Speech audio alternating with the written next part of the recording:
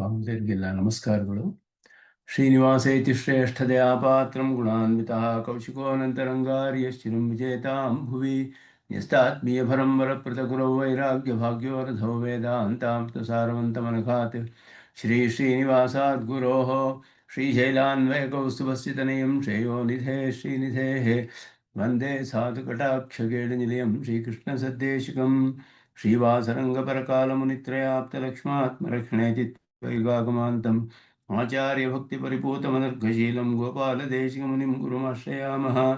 नारायणाख्यतिराजपदाब्जभृङ्गश्रीवासयोगिगुरुणार्पितपारमीशे भक्त्यादिपूर्णवरदारिकृपात्तचिह्नं श्रीश्रीनिवासमुनिवर्यमहं प्रपद्ये। श्रीनारायणयोगीन्द्रवरदारिकृपाश्रयं रङ्गेशपादविनतं श्रीनिवासमुनिं भजे। श्रीमान् वेङ्कटनाथार्य कवितार्क्य केसरी वेदान्ताचार्यवर्यो मे सन्निधत्तां सदा हृदि यो नित्यमच्युतपदां जयुग्मरुक्मं व्यामोहतस्तरितराणि जनाय मेने अस्मद्गुरोर्भगवतोऽस्य देकसिन्धो रामानुजस्य चरणौ शरणं प्रपद्ये।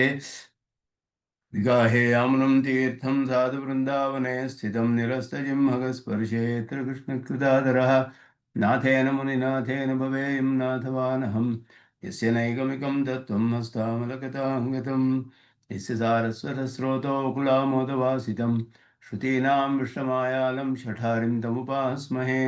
वन्दे वैकुण्ठसेनान्यं देवं सूत्रवतीसकं यद्वेत्र शिखरस्पन्दे विश्वमेतद्व्यवस्थितं सह धर्मचरीं शौरेः सम्मन्त्रितजगद्धिताम् अनुग्रहमयीं वन्दे नित्यमज्ञातनिग्रहाम्। तमप्याद्यं गुरुं वन्दे कमलागृहमेधिनं प्रवक्ता छन्दसां वक्ता पञ्चरात्रस्य स्वयं वसुदेवसुतं देवं कंसचाणूरमर्दनं देवकी परमानन्दं कृष्णं वन्दे जगद्गुरुं।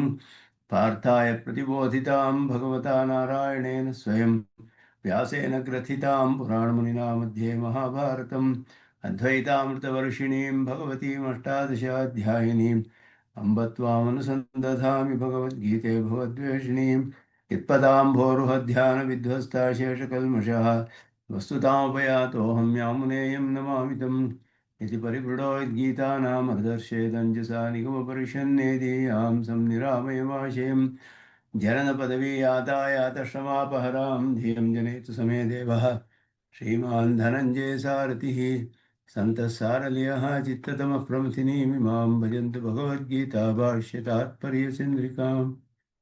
श्रीमते रामानुजाय नमः। महादेशिकाय नमः।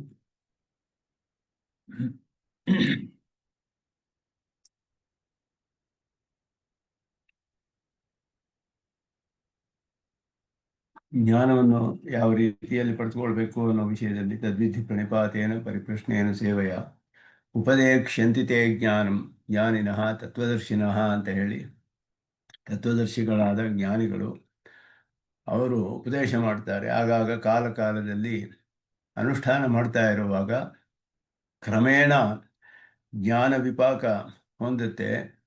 ಆ ಜ್ಞಾನವು ವಿಪಾಕ ಹೊಂದುವ ದಶೆಗೆ ಹೋಗುವಾಗ ಆ ಕಾಲದಲ್ಲಿ ಕ್ರಮೇಣ ಅನೇಕ ಸಂದೇಹಗಳು ಇದೆಲ್ಲ ಬರ್ತಾ ಇರುತ್ತೆ. ಆಗಾಗ ಪ್ರಶ್ನೆಗಳನ್ನು ಮಾಡಿ ಅದಕ್ಕೆ ಸಂಬಂಧಿಸಿದ ವಿಷಯಗಳಲ್ಲಿ ಪ್ರಶ್ನೆಗಳನ್ನು ಮಾಡಿ ಜ್ಞಾನವನ್ನು ಸ್ಪಷ್ಟಪಡಿಸಿಕೊಂಡು ವಿಶದವಾಗಿ ಜ್ಞಾನಿಗಳು ಅರ್ಥಗಳನ್ನು ಸಾಕ್ಷಾತ್ಕಾರ ಮಾಡಿಕೊಂಡಂತಹವರು ಉಪದೇಶ ಮಾಡ್ತಾರೆ. ಅವರನ್ನು ಆಶ್ರಯಿಸಿ ನೀನು ಪಡೆದುಕೊಳ್ಬೇಕು ಅನ್ನೋದು ಹೇಳಿಬಿಟ್ಟು, ಯಾವ ಜ್ಞಾನವನ್ನು ಈ ರೀತಿ ಪಡೆದುಕೊಂಡ ಮೇಲೆ ಮತ್ತೆ ಮೋಹ ಉಂಟಾಗೋಕ್ಕೆ ಸಾಧ್ಯವಿಲ್ಲ. ಆಗ ಆತ್ಮಾವಲೋಕನ ಬಂತು ಅಂತ ಹೇಳಿದ್ರೆ ಅದು ಫಲ, ಕರ್ಮಯೋಗದ ಫಲವಾದ ಆತ್ಮಾವಲೋಕನವು ಬಂದರೆ ನಮಗೆ ಹೇಗೆ ತಿಳಿಯುತ್ತೆ ಅಂದರೆ ಅದರ ಲಕ್ಷಣವನ್ನು ಇಲ್ಲಿ ಹೇಳುವಾಗ ಏನ ಭೂತಾನಿ ಅಶೇಷೇಣ ದ್ರಕ್ಷ್ಯಸಿ ಆತ್ಮನಿ ಅಥೋ ಮಯಿ ಅಂತ ಅಥ ಮಯಿ ಎರಡೂ ಕೂಡ ಇದು ಎರಡು ವಾಕ್ಯವನ್ನು ಈ ರೀತಿ ಅನ್ವಯ ಮಾಡಿಕೊಳ್ಬೇಕು. ದ್ರಕ್ಷ್ಯಸಿ ಆತ್ಮನ್ಯಥೋ ಮಯಿ ಎನ್ನುವಾಗ ಏನ ಭೂತಾನಿ ಅಶೇಷೇಣ ಆತ್ಮನಿ ದ್ರಕ್ಷ್ಯಸಿ ಅನ್ನೋದು ಒಂದು ವಾಕ್ಯ, ಅಥೋ ಮಯಿ ಅನ್ನೋದು ಇನ್ನೊಂದು ವಾಕ್ಯ. ಈ ರೀತಿ ಅದನ್ನು ಎರಡು ಭಾಗಗಳಿದೆ ಇದರಲ್ಲಿ. ಒಂದು ಆತ್ಮರುಗಳ ಪರಸ್ಪರ ಸಾಮ್ಯ, ಇನ್ನೊಂದು ಆತ್ಮ ಪರಮಾತ್ಮನ ಸಾಮ್ಯ. ಇದೆರಡೂ ಕೂಡ ತಿಳಿಯುತ್ತೆ ನಿನಗೆ ಅಂತ ಹೇಳುವಾಗ ಅದನ್ನು ಭಾಷ್ಯಕಾರರು ಅದನ್ನು ಸ್ಪಷ್ಟಪಡಿಸ್ತಾರೆ ಇಲ್ಲಿ. ಮೊದಲು ಹೇಳುವಾಗ ಸರ್ವಾಣಿ ಭೂತಾನಿ ಸ್ವಾತ್ಮನಿಯೇವ ದ್ರಕ್ಷ್ಯಸಿ, ಅದುವೇ ಅಶೇಷೇಣ ದ್ರಕ್ಷ್ಯಸಿ ಆತ್ಮನಿ, ಸರ್ವಾಣಿ ಏನು ಭೂತಾನಿ ಅಶೇಷೇಣ ಆತ್ಮನಿ ದ್ರಕ್ಷ್ಯಸಿ ಅನ್ನೋದು ಒಂದು ಭಾಗ. ಇನ್ನೊಂದು ಅಥೋಮಯಿ ಸರ್ವಭೂತಾನಿ ಅಶೇಷೇಣ ದ್ರಕ್ಷ್ಯಸಿ ಅಂತ ಹೇಳೋದು. ಮತ್ಸ್ವರೂಪ ಸಾಮ್ಯಾತ್ ಪರಿಶುದ್ಧಸ್ಯ ಸರ್ವಸ್ಯ ಆತ್ಮವಸ್ತುನಃ, ಪರಮಾತ್ಮನದು ಮತ್ತು ನಮ್ಮದು ಆತ್ಮಸ್ವರೂಪವು ಜ್ಞಾನಾಕಾರವೇ ಅನ್ನುವ ದೃಷ್ಟಿಯಿಂದಲೂ ಕೂಡ ಅದು ಕೂಡ ಎರಡನೆಯ ಹಂತದಲ್ಲಿ ಬರುತ್ತೆ. ಈ ಹಂತಗಳೆಲ್ಲ ಸ್ವಲ್ಪ ಸ್ಪಷ್ಟವಾಗಿ ಇನ್ನು ಜ್ಞಾನಯೋಗದ ಹೇಳುವಾಗ ಮುಂದೆ 5-6 ಅಧ್ಯಾಯಗಳಲ್ಲಿ ಬರುತ್ತೆ. ಅದನ್ನು ಸ್ವಾಮಿ ದೇಶಿಕನ್ ಈ ವ್ಯಾಖ್ಯಾನವನ್ನು ವಿವರಿಸ್ತಾರೆ. ಕರ್ಮ ಅಂತರ್ಭೂತಸ್ಯ ಆತ್ಮ ಯಾಥಾತ್ಮ್ಯ ಜ್ಞಾನಸ್ಯ ವಿಪಾಕಾನುಗುಣಂ ಕಾಲೇನ ವೇದನೀಯಸ್ಯ ಸಾಕ್ಷಾತ್ಕಾರಾವಸ್ಥಾಯಾಃ ಚಿಹ್ನಂ ಯಜ್ಞಾತ್ವಾ ಇತನೇನ ಶ್ಲೋಕೇನ ಉಚ್ಯತೆ. ಸಾಕ್ಷಾತ್ಕಾರಾವಸ್ಥೆಯ ಒಂದು ಚಿಹ್ನೆ, ಸಾಕ್ಷಾತ್ಕಾರಾವಸ್ಥೆಯ ಚಿಹ್ನಂ, ಸಾಕ್ಷಾತ್ಕಾರವಾದಾಗ ಹೇಗೆ ತಿಳಿಯೋದು ಅನ್ನೋದು ಇಲ್ಲಿ ಹೇಳಲ್ಪಡುತ್ತೆ.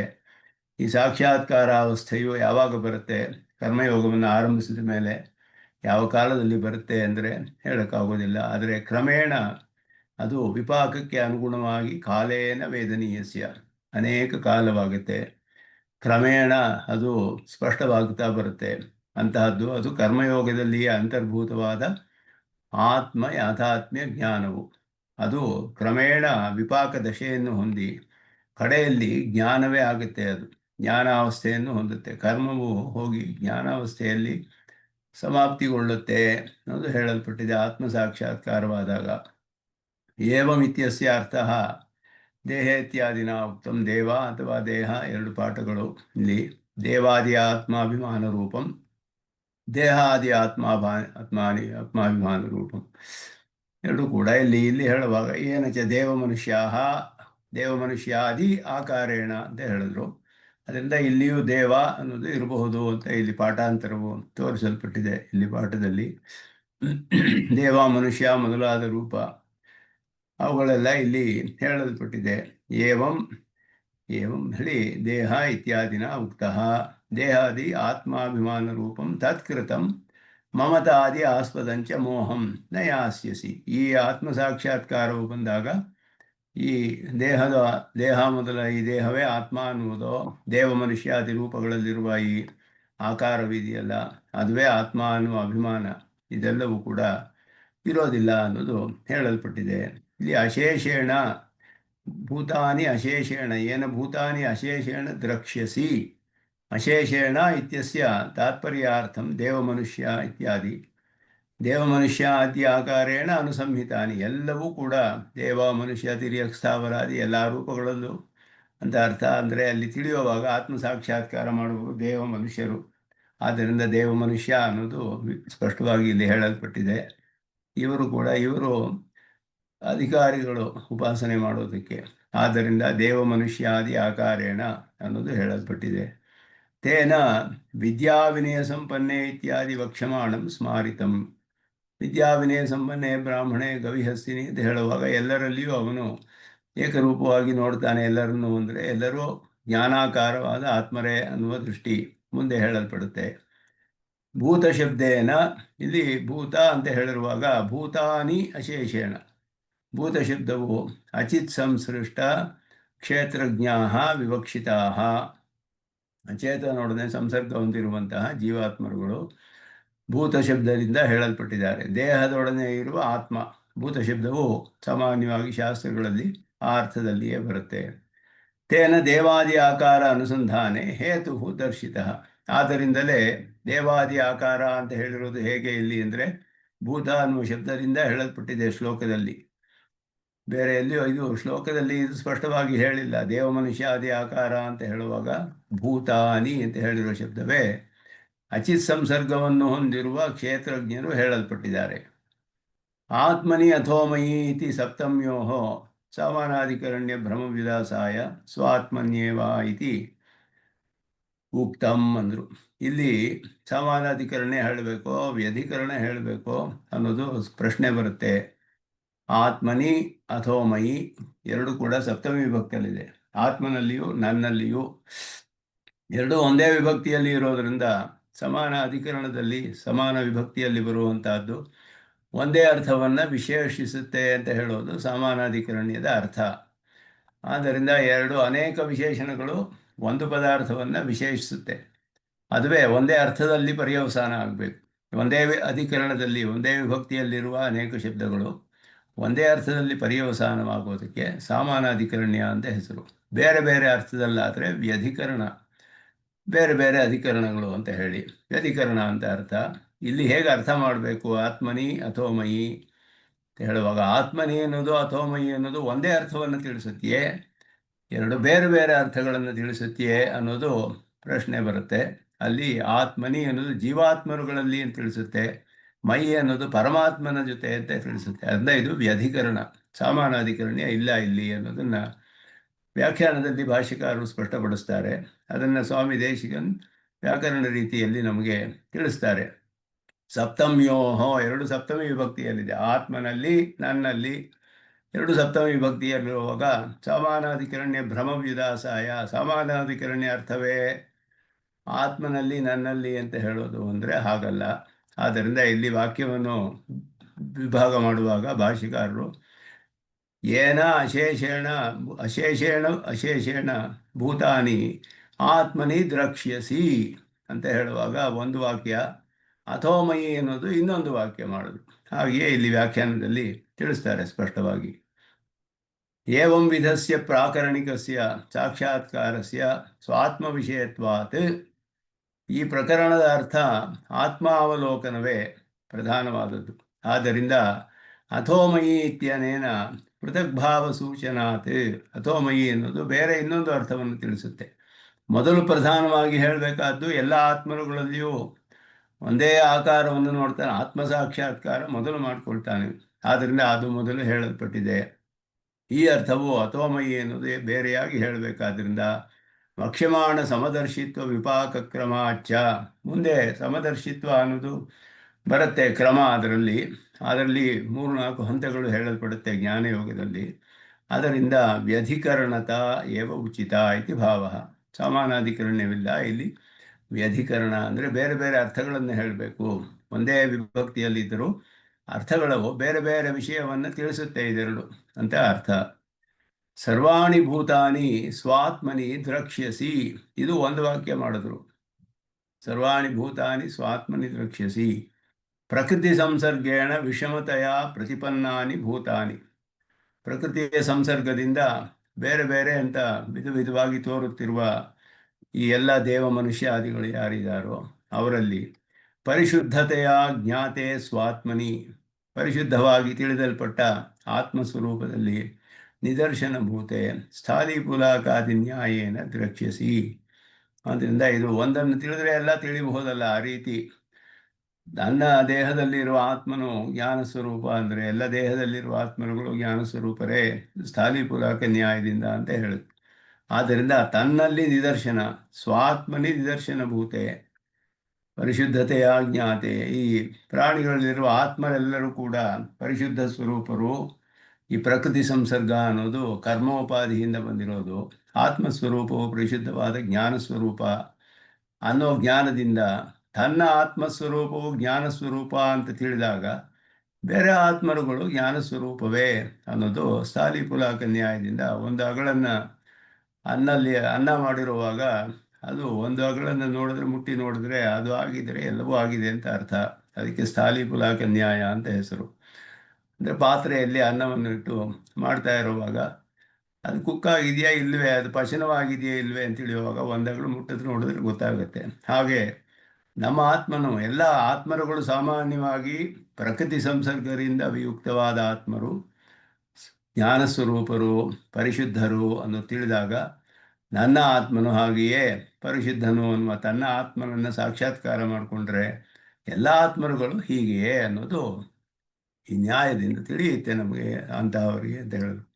ಆಧಾರಾಧೇಯ ಭಾವಾದ್ಯರ್ಥಾಂತರ ಬ್ರಹ್ಮವಿದಾಸಾಯ ಯತಃ ತವ ಇತಿ.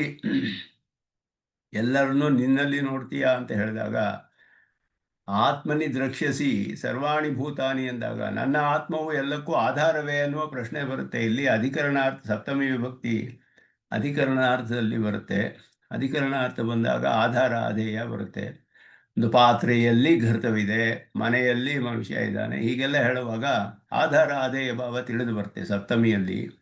ಇಲ್ಲಿ ಆಧಾರ ಆದಾಯ ಆಧೇಯ ಭಾವವಿಲ್ಲ ಅಂತ ಹೇಳಿ ಅದನ್ನು ಆತ್ಮನಿ ಸರ್ವಾಣಿ ಭೂತಾನಿ ಆತ್ಮನಿ ದ್ರಕ್ಷ್ಯಸಿ ಅಂತ ಹೇಳಿದಾಗ ನಿನ್ನ ಆತ್ಮನ ನಿದರ್ಶನದ ಮೂಲಕ ಎಲ್ಲ ಆತ್ಮರುಗಳ ಸ್ವರೂಪವು ಇದೇ ರೀತಿ ಇದೆ ಅಂತ ತಿಳಿತೀಯ ಅಂತ ಅಲ್ಲಿ ಅರ್ಥ. ಅದಕ್ಕೆ ಅದನ್ನು ಪ್ರಕೃತಿ ವಿಯುಕ್ತಾನ ಯತಃ ತವ ಅನ್ನೋದನ್ನು ಇಲ್ಲಿ ವಿವರಿಸ್ತಾರೆ ಭಾಷಿಕಾರರು. ಯತಃ ತವ ಅನ್ಯೇಷಾಂ ಚ ಭೂತಾನಾಂ ಪ್ರಕೃತಿ ವಿಯುಕ್ತಾನಾಂ ಜ್ಞಾನೈಕಾಕಾರತೆಯ ಸಾಮ್ಯಂ. ನಿನ್ನ ಆತ್ಮವು ಎಲ್ಲ ಪ್ರಾಣಿಗಳಲ್ಲಿರುವ ಆತ್ಮರು ಪ್ರಕೃತಿಯ ಸಂಸರ್ಗ ಹೋದರೆ ಜ್ಞಾನೈಕಾಕಾರರು, ಆದ್ದರಿಂದ ಎಲ್ಲ ಸಮವಾದ ಆಕಾರವುಳ್ಳವರು, ಸಿಮಿಲ್ಯಾರಿಟಿ. ಆದ್ದರಿಂದ ಪ್ರಕೃತಿ ಸಂಸರ್ಗ ದೋಷ ವಿನಿರ್ಮುಕ್ತ ಆತ್ಮಸ್ವರೂಪಂ ಸರ್ವಂ ಸಮಂ ಇತಿ ಚ ವಕ್ಷ್ಯತೆ. ಎಲ್ಲ ಈಕ್ವಾಲಿಟಿ ಅಥವಾ ಸಿಮಿಲ್ಯಾರಿಟಿ, ಐಡೆಂಟಿಟಿ ಅಲ್ಲ ಅನ್ನೋದು ತಿಳಿಯುತ್ತೆ. ಒಂದೇ ಅಲ್ಲ, ಅನೇಕ ಆತ್ಮರುಗಳಿದ್ದಾರೆ, ಏಕಾಕಾರವಾಗಿದ್ದಾರೆ ಎಲ್ಲರೂ ಅನ್ನೋದು ಅದನ್ನು ವಿವರಿಸ್ತಾರೆ.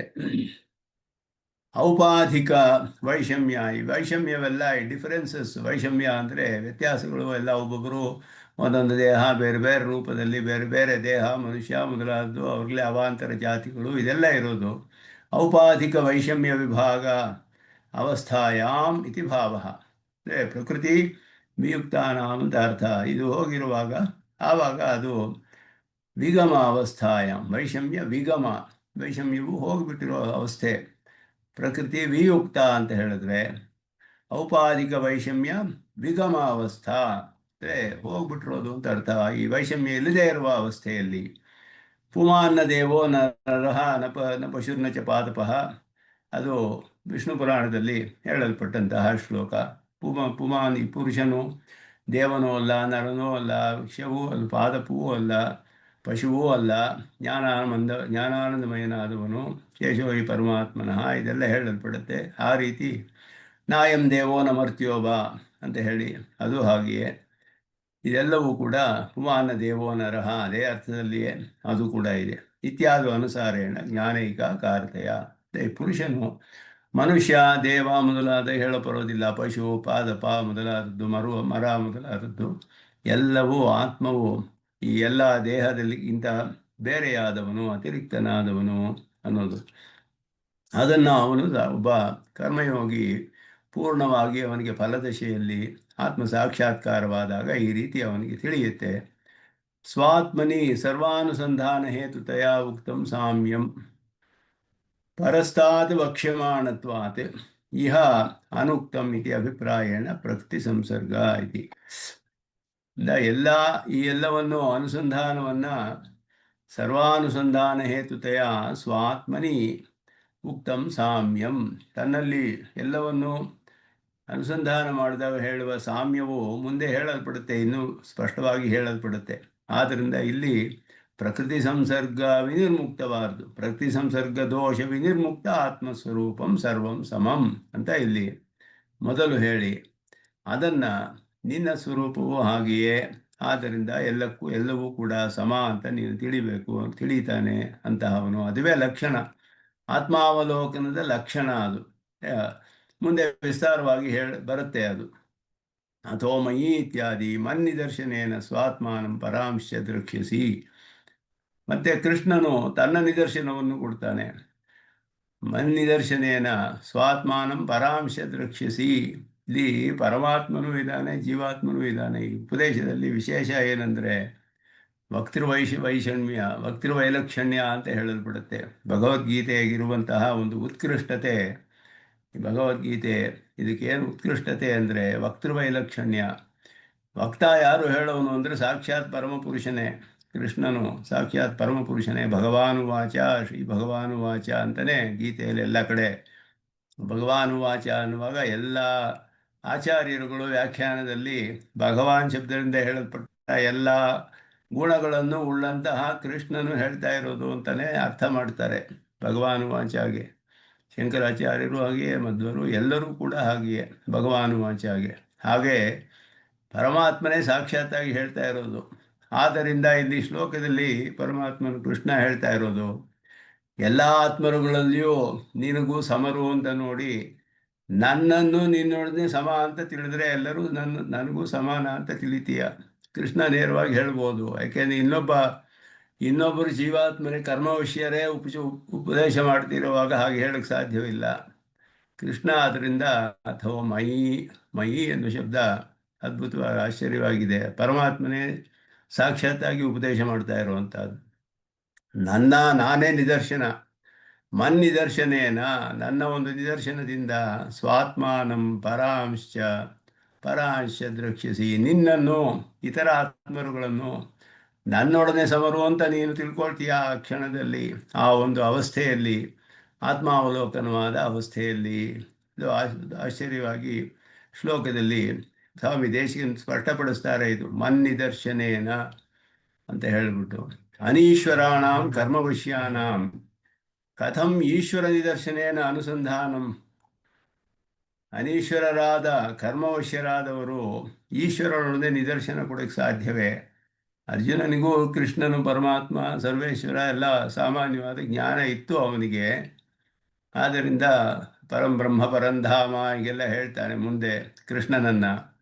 ಆದರೂ ಅನೀಶ್ವರರಾದ ಒಬ್ಬ ಜೀವಾತ್ಮನು, ಅನೀಶ್ವರ ಕರ್ಮವಶ್ಯನಾದವನು ಈಶ್ವರನ ನಿದರ್ಶನೊಡನೆ ಹೇಗೆ ಅನುಸಂಧಾನ ಮಾಡೋಕ್ಕೆ ಸಾಧ್ಯ? ಅವನು ನಾನು ಸಮವೇ, ಹೇಗೆ ಅನುಸಂಧಾನ ಮಾಡೋಕ್ಕೆ ಸಾಧ್ಯ ಅಂತ ಹೇಳಿದ್ರೆ, ಮತ್ಸ್ವರೂಪ ಸಾಮ್ಯಾತ್ ಪರಿಶುದ್ಧಸ್ಯ. ಅವರು ಹೇಳುವಾಗ ಇಲ್ಲಿ ಭಾಷ್ಯಕಾರರು ಅದನ್ನು ಸ್ಪಷ್ಟಪಡ್ತಾರೆ. ಹೇಗೆ ಅದನ್ನು ತಿಳಿಯೋದು? ಮತ್ಸ್ವರೂಪ ಸಾಮ್ಯಾತ್ ಪರಿಶುದ್ಧಸ್ಯ ಸರ್ವಸ್ಯ ಆತ್ಮವಸ್ತುನಃ. ಸ್ವರೂಪದಲ್ಲಿ ಎಲ್ಲ ಜ್ಞಾನ ಸ್ವರೂಪರೇ. ಆದ್ದರಿಂದ ಅವನು ಅಣು ವಿಭು ಅನ್ನೋದು ಮಹತ್ತರವಾದ ವ್ಯತ್ಯಾಸವಿದೆ. ಆದರೆ ಇಬ್ಬರೂ ಜ್ಞಾನ ಸ್ವರೂಪರೇ, ಇಬ್ಬರೂ ಸ್ಪಿರಿಚುವಲ್ ಎಂಟಿಟೀಸ್. ಅವನು ಜ್ಞಾನ ಸ್ವರೂಪ, ಇವನು ಜ್ಞಾನ ಸ್ವರೂಪ. ಅವನು ವಿಭುವಾದ ಜ್ಞಾನ ಸ್ವರೂಪ, ಇವನು ಅಣುವಾದ ಜ್ಞಾನ ಸ್ವರೂಪ. ಆದರೆ ಜ್ಞಾನ ಸ್ವರೂಪ ಅನ್ನೋದು ಇಬ್ಬರಿಗೂ ಸಮಾನವಾಗಿದೆ. ಆ ಒಂದು ದೃಷ್ಟಿಯಿಂದ ಪರಿಶುದ್ಧವಾದ ಎಲ್ಲ ಆತ್ಮವಸ್ತುಗಳು ನನ್ನಂತೆಯೇ ಜ್ಞಾನ ಸ್ವರೂಪವು, ನಾನು ಜ್ಞಾನ ಸ್ವರೂಪವೇ, ಅದನ್ನು ಕೂಡ ನೀನು ತಿಳಿತೀಯ. ಹೇತುತಯ ಉಕ್ತಂ ಈಶ್ವರ ಸಾಧರ್ಮ್ಯಮಪಿ ಪರಸಾದ್ವಕ್ಷ್ಯತೆ. ಇದು ಮುಂದೆ ಹೇಳಲ್ಪಡುತ್ತೆ. ಇದಂ ಜ್ಞಾನ ಉಪಾಶ್ರಿತ್ಯ ಮಮ ಸಾಧರ್ಮ್ಯಮಾಗತಾಹ. ಈ ಜ್ಞಾನವನ್ನು ಅವಲಂಬನೆ ಮಾಡಿ ಅಂತ ಹೇಳಿದ್ರೆ, ಇದನ್ನು ಅನುಷ್ಠಾನ ಮಾಡಿ, ಭಕ್ತಿಯೋಗವನ್ನು, ಕರ್ಮಯೋಗದಾದ್ಮೇಲೆ ಭಕ್ತಿಯೋಗವನ್ನು ಅನುಷ್ಠಾನ ಮಾಡಿ, ಅದಾದಮೇಲೆ ನನ್ನೊಡನೆ ಸಾಧರ್ಮ್ಯವನ್ನು ಪಡೆದುಕೊಳ್ತಾರೆ ಅವರು. ಸರ್ಗೇಪಿ ನೋಪಜಾಯಂತೆ ಪ್ರಳಯೇನ ವ್ಯಥಂತಿ ಚ. ಪ್ರಳಯದಲ್ಲಿ ಯಾವ ಒಂದು ಪ್ರಳಯದಲ್ಲಿ ಸಿಕ್ಕಾಕೊಂಡು ಕಷ್ಟಪಡುವಂತಹ ಅವಸ್ಥೆ ಬರೋದಿಲ್ಲ ಅವರಿಗೆ. ಸೃಷ್ಟಿಗೆ ಒಳಪಡೋದಿಲ್ಲ. ಸೃಷ್ಟಿ ಪ್ರಳಯಗಳನ್ನೆಲ್ಲ ದಾಟಿ ಹೋಗಿಬಿಡ್ತಾರೆ ಮೋಕ್ಷಕ್ಕೆ. ಸಾಧರ್ಮ್ಯ, ಪರಮಾತ್ಮನೊಡನೆ ಸಾಧರ್ಮ್ಯ, ಸಮಾನ ಧರ್ಮತೆ ಉಂಟಾಗುತ್ತೆ ಅಂತ ಮುಂದೆ ಹೇಳಲ್ಪಡುತ್ತೆ. ಪರಿಶುದ್ಧ ಆತ್ಮನಃ ಪರಮಾತ್ಮ ಸಾಮ್ಯೆ ಶ್ರುತಿರಪಿ ಅಸ್ತಿ. ಹೇಗೆ ನಾನು ಪರಮಾತ್ಮನೊಡನೆ ನಾವು ಅವರು ಒಂದೇ ಸ್ವರೂಪವು ಸಮಾನವಾದದ್ದು ಅಂತ ಹೇಗೆ ತಿಳಿಬಹುದು? ಜ್ಞಾನ ಸ್ವರೂಪವೇ ಅಂತ ಶ್ರುತಿ ಪ್ರಮಾಣವಿದೆ ಅನ್ನೋ ತಿಳಿಸ್ತಾರೆ. ತದಾ ವಿದ್ವಾನ್ ಪುಣ್ಯಪಾಪೇ ವಿಧೂಯ ನಿರಂಜನ ಪರಮಂ ಸಾಮ್ಯಮುಪೈತಿ. ಪರಮಸಾಮ್ಯಾಪತ್ತಿ ಅನ್ನೋದು ಅದುವೇ. ಪರಮಸಾಮ್ಯಾಪತ್ತಿಯನ್ನು ಹೊಂದುತ್ತಾನೆ ಅಂತ ಹೇಳುವಾಗ, ನಾಮರೂಪ ವಿನಿರ್ಮುಕ್ತಸ್ಯ ಆತ್ಮವಸ್ತುನಃ ಪರಸ್ವರೂಪ ಸಾಮ್ಯಂ ಅವಗಮ್ಯತೆ. ಜ್ಞಾನಸ್ವರೂಪದಲ್ಲಿ ಇವನದು ಕೂಡ ಕರ್ಮಭೂತ ಜ್ಞಾನ ಅನಂತವಾಗುತ್ತೆ, ಅಷ್ಟಗುಣ ಆವಿರ್ಭಾವವಾಗುತ್ತೆ. ಇದೆಲ್ಲ ಕೂಡ ಅವರಿಗೆ ಸಾಮ್ಯವಿದೆ ಅದರಲ್ಲಿ. ಅಂತಃ ಪ್ರಕೃತಿ ವಿನಿರ್ಮುಕ್ತಂ ಸರ್ವಮಾತ್ಮವಸ್ತು ಪರಸ್ಪರಂ ಸಮಂ. ಇದು ಒಂದು ಮೊದಲನೇ ಹಂತ. ಸರ್ವೇಶ್ವರೇಣ ಚ ಸಮಂ. ಎರಡು ದ್ರಕ್ಷ್ಯಸಿ ಆತ್ಮನಿ ಅಥೋಮಯಿ, ಎರಡು ವಿಷಯಗಳು ಇಲ್ಲಿ ಹೇಳಲ್ಪಟ್ಟಿದೆ. ಪುಣ್ಯಪಾಪೇ ವಿಧೂಯ ನಿರಂಜನ. ಪುಣ್ಯಪಾಪ ವಿಗಮಾತ್ ತತ್ಕೃತ ಪ್ರಕೃತಿ ಸಂಸರ್ಗ ತತ್ಪ್ರಯುಕ್ತ ಕ್ಲೇಶಾದಿ ರಹಿತ. ಪುಣ್ಯಪಾಪಗಳನ್ನೆಲ್ಲ ಒದರಿ ಹಾಕಿಬಿಡ್ತಾನೆ ಅಂದರೆ ಅದೆಲ್ಲ ಹೋಗಿಬಿಡುತ್ತೆ. ಹೋಗಿಬಿಟ್ಟಾಗ ಅದರಿಂದ ಉಂಟಾದಂತಹ ಪ್ರಕೃತಿ ಸಂಸರ್ಗ ಇರೋದಿಲ್ಲ. ಅದರಿಂದ ಉಂಟಾದಂತಹ ಕ್ಲೇಶಾದಿಗಳು ದೋಷಗಳು ಇರೋದಿಲ್ಲ. ಆದ್ದರಿಂದ ಈ ದೋಷಗಳಿಗೆ ಕಾರಣ ಪ್ರಕೃತಿ ಸಂಸರ್ಗ, ಪ್ರಕೃತಿ ಸಂಸರ್ಗಕ್ಕೆ ಕಾರಣ ಪುಣ್ಯಪಾಪಗಳು. ಪುಣ್ಯ ಪಾಪ ಹೋದರೆ ಇದೆಲ್ಲವೂ ಮುಂದೆ ಹೋಗಿಬಿಡುತ್ತೆ. ನಾಮರೂಪ ವಿನಿರ್ಮುಕ್ತಸ್ಯ ಇತಿ ಪದೇನ ತಥಾ ವಿದ್ವಾನ್ ನಾಮರೂಪಾತ್ ವಿಮುಕ್ತಃ ಇತಿ ತತ್ರತ್ಯಂ ವಾಕ್ಯಾಂತರಮಪಿ ಸ್ಮಾರಿತಂ. ಇನ್ನೊಂದು ವಾಕ್ಯವೂ ಬರುತ್ತೆ, ತಥಾ ವಿದ್ವಾನ್ ನಾಮರೂಪಾತ್ ವಿನಿರ್ಮುಕ್ತಃ. ಒಂದು ವಾಕ್ಯ ತಥಾ ವಿದ್ವಾನ್ ಪುಣ್ಯಪಾಪೇ ವಿಧೂಯ ಅಂತ ಒಂದು ಮಂತ್ರ. ಇನ್ನೊಂದು ಮಂತ್ರವು ತಥಾ ವಿದ್ವಾನ್ ನಾಮರೂಪಾತ್ ವಿಮುಕ್ತಃ ಅಂತ ಹೇಳಿ ಇನ್ನೊಂದು ಮಂತ್ರವಿದೆ. ನಾಮರೂಪಾತ್ ವಿಮುಕ್ತಃ ಅಂತ ಹೇಳಿಬಿಟ್ಟು, ಹಾಗೆಯೇ ನಾಮರೂಪವನ್ನು ನಾಮರೂಪವಿಲ್ಲದ ಅವಸ್ಥೆಯಲ್ಲಿ ಅದನ್ನು ಇಲ್ಲಿ ಭಾಷೆಗಾರರು ನಾಮರೂಪ ವಿನಿರ್ಮುಕ್ತಸ್ಯ ಆತ್ಮವಸ್ತುನಃ ನಿರಂಜನಃ ಪರಮಂ ಸಾಮ್ಯೋಪೈತಿ ಅಂತ ಅಲ್ಲೂ ಬರುತ್ತೆ. ಈಶ್ವರ ಸಾಮ್ಯಸ್ಯ ಕಾಚಿತ್ ಕಥಾ ಶಂಕಾಂ ನಿರಸ್ಯ ಶ್ರುತಿ ಸ್ಮೃತಿ ಸಿದ್ಧಂ ಹೇತುಂ ಸಂಕಲಯ್ಯ ದರ್ಶಯತಿ ಅತಃ. ಅಂದರೆ ಯಾವುದೋ ಕೆಲವು ಕಾಲ ಇರುತ್ತೆಯೇ ಅಂತ ಹೇಳಿದ್ರೆ ಹಾಗಲ್ಲ. ಈಶ್ವರ ಸಾಮ್ಯವು ಕೂಡ ಆ ರೀತಿ ಅತಃ ಅಂತ ಹೇಳಿದಾಗ ಇಲ್ಲಿ ಕಡೆಯಲ್ಲಿ ಪ್ರಕೃತಿ ವಿನಿರ್ಮುಕ್ತಂ ಸರ್ವಮಾತ್ಮವಸ್ತು ಪರಸ್ಪರಂ ಸಮಂ ಸರ್ವೇಶ್ವರೇಣ ಚ ಸಮಂ ಅನ್ನೋದನ್ನು ಸ್ಪಷ್ಟಪಡಿಸ್ತಾರೆ. ಕ್ವಾಚಿತ್ ಕಥಾ ಅಂದರೆ ಯಾವುದೋ ಕೆಲವು ಕಾಲದಲ್ಲಿ ಆಗುತ್ತೆಯೇ ಅಂತ ಹೇಳಿದ್ರೆ ಹಾಗಲ್ಲ. ಪ್ರಕೃತಿ ಸಂಸರ್ಗ ಹೋಗ್ಬಿಟ್ರೆ ಅವನಿಗೆ ಇನ್ನು ಮುಂದೆ ಪರಮಾತ್ಮನೊಡನೆ ಸಾಮ್ಯವಿರುತ್ತೆ. ಏತೇನ ಶ್ರುತ್ಯಾದಿ ಸಿದ್ಧಂ ಈಶ್ವರ ಸಾಮ್ಯಮಪಿ ಜೀವಾನಾಂ ಪರಸ್ಪರ ಸಾಮ್ಯ ಹೇತು ಇತ್ಯಪಿ ಉಕ್ತಂ ಭವತಿ. ಅದು ಕೂಡ ಒಂದು ಕಾರಣವಾಗುತ್ತೆ. ಶ್ರುತಿಯಲ್ಲಿ ಹೇಳಲ್ಪಟ್ಟ ಈಶ್ವರನೊಡನೆ ಸಾಮ್ಯವು ಪರಸ್ಪರ ಜೀವರಿಗೂ, ಇದು ಬಹಳ ಸ್ವಾಮಿ ದೇಶಿಕನ್ ಬಹಳ ಸೂಕ್ಷ್ಮವಾದ ವಿಷಯಗಳನ್ನೆಲ್ಲ ಇಲ್ಲಿ ತಿಳಿಸ್ತಾರೆ ನಮಗೆ. ಅವರು ಹೇಗೆ ಎಷ್ಟು ಕೀನ್ ಅಬ್ಸರ್ವೇಷನ್ ಅಂತೀವಲ್ಲ, ಸೂಕ್ಷ್ಮವಾಗಿ ಎಲ್ಲ ನೋಡ್ತಾರೆ ಸ್ವಾಮಿ ದೇಶಿಕನ್. ಶ್ರುತ್ಯಾದಿ ಸಿದ್ಧಂ ಈಶ್ವರ ಸಾಮ್ಯಂ ಜೀವಾನಾಂ ಪರಸ್ಪರ ಸಾಮ್ಯೇ ಹೇತು ಅಂದರು. ಇದೊಂದು ವಿಶೇಷವಾದ ಅಂಶ ತಿಳಿಸ್ತೀಯಾರ ಸ್ವಾಮಿ ದೇಶಿಕನ್. ಜೀವರುಗಳೆಲ್ಲ ಪರಸ್ಪರ ಸಮರು ಅಂತ ತಿಳಿಯೋದಕ್ಕೆ ಈಶ್ವರನೊಡನೆ ಸಮರು ಅನ್ನೋದು ಕಾರಣವಾಗುತ್ತೆ ಅಂತ ಹೇಳಿದ್ರು. ಜೀವಾನಾಂ ಪರಸ್ಪರ ಸಾಮ್ಯೇ ಹೇತು, ಜೀವರುಗಳು ಪರಸ್ಪರ ಸಾಮ್ಯ ಅನ್ನೋದಕ್ಕೆ ಈಶ್ವರನೊಡನೆ ನಾವು ಸಾಮ್ಯ ಹೊಂದುತ್ತೀವಿ ಅನ್ನೋದು ಕಾರಣವಾಗುತ್ತೆ. ಹೇಗೆ ಅಂದರೆ ಈ ಶ್ರುತಿ ತಿಳಿಸುತ್ತೆ, ಇದರಲ್ಲಿ ಗಮನಿಸಿದ್ರೆ ತಿಳಿಯುತ್ತೆ ನಮಗೆ. ಇದಂ ಜ್ಞಾನಂ ಅಪಾಶ್ರಿತ್ಯ ಮಮ ಸಾಧರ್ಮ್ಯಂ ಆಗತಾಹ ಅಂದರು. ಎಲ್ಲ ಜೀವರುಗಳು ಕೂಡ, ಯಾರೇ ಜೀವಾತ್ಮನು ಈ ಉಪಾಯವನ್ನು ಭಕ್ತಿಯೋಗ ಅನುಷ್ಠಾನ ಮಾಡಿದ್ರೆ ಪರಮಾತ್ಮನೊಡನೆ ಸಾಮ್ಯ ಹೊಂದ್ತಾನೆ. ಅವಾಗ ಏನು ಗೊತ್ತಾಗುತ್ತೆ, ಅಲ್ಲಿ ಇರೋ ಎಲ್ಲ ಜೀವಾತ್ಮರುಗಳು ಪ್ರಕೃತಿ ಸಂಸರ್ಗದಿಂದ ವಿಮುಕ್ತರಾದವರು, ಮುಕ್ತರು. ಇವರೆಲ್ಲರೂ ಭಗವಂತನೊಡನೆ ಸಾಮ್ಯಾಪತ್ತಿ ಹೊಂದಿದ್ರೆ ಪರಸ್ಪರ ಇವರುಗಳು ಸಮ ಅಂತ ತಿಳಿಯುತ್ತಲ್ಲ. ಅದರಿಂದ ಆ ವಿಷಯವನ್ನು ಇಲ್ಲಿ ತಿಳಿಸ್ತಾರೆ ಸ್ವಾಮಿ ದೇಶಿಕನು. ಈ ಶ್ಲೋಕವೇ ಇದೇ ಪ್ರಮಾಣ. ಪರಮ ಸಾಮ್ಯಾಪತ್ತಿ ಮೋಕ್ಷದಲ್ಲಿ ಪ್ರಕೃತಿ ಸಂಸರ್ಗ ವಿಯುಕ್ತವಾದ ಜೀವರುಗಳು ಮೋಕ್ಷದಲ್ಲಿ ಪರಮಾತ್ಮನೊಡನೆ ಸಾಮ್ಯವನ್ನು ಹೊಂದಿದರೆ ಯಾರ್ಯಾರೆಲ್ಲ ಅನುಷ್ಠಾನ ಮಾಡ್ತಾರೋ ಎಲ್ಲರೂ ಪ್ರಕೃತಿ ಸಂಸರ್ಗ ವಿಯುಕ್ತರಾದವರೇ, ಎಲ್ಲರೂ ಭಗವಂತನೊಡನೆ ಸಮರು. ಅಂದರೆ ಇವರುಗಳು ಪರಸ್ಪರ ಸಮರು ಅಂತ ಹೇಳಲೇಬೇಕಾಗಿಲ್ವಲ್ಲ. ಭಗವಂತನೊಡನೆ ಎಲ್ಲರೂ ಸಮರು ಅಂದರೆ ಇವರು ಸಮವಾಗಿರಲೇಬೇಕು. ಒಬ್ಬನೇ ಭಗವಂತ ಇರೋದು, ಇವರೆಲ್ಲರೂ ಅವನೊಡನೆ ಸಮನಾಗಿದ್ದಾರೆ ಅಂದರೆ ಇವರೆಲ್ಲರೂ ಪರಸ್ಪರ ಸಾಮ್ಯ ಸಿದ್ಧವಾಗುತ್ತೆ. ಅದರಿಂದಲೇ ಅದೇ ಕಾರಣ, ಅದು ಒಂದು ಕಾರಣ ಅನ್ನೋದನ್ನು ಬಹಳ ಸೂಕ್ಷ್ಮವಾದ ಅಂಶ ತಿಳಿಸ್ತಾರೆ ಸ್ವಾಮಿ ದೇಶಿಕನಲ್ಲಿ. ಶ್ರುತ್ಯಾದಿ ಸಿದ್ಧಮೀಶ್ವರ ಸಾಮ್ಯಮಪಿ ಜೀವಾನಾಂ ಪರಸ್ಪರ ಸಾಮ್ಯೇ ಹೇತು. ಬಹಳ ಸೊಗಸಾದ ವಾಕ್ಯ ಇಲ್ಲಿ ತಿಳಿಸ್ತಾರೆ.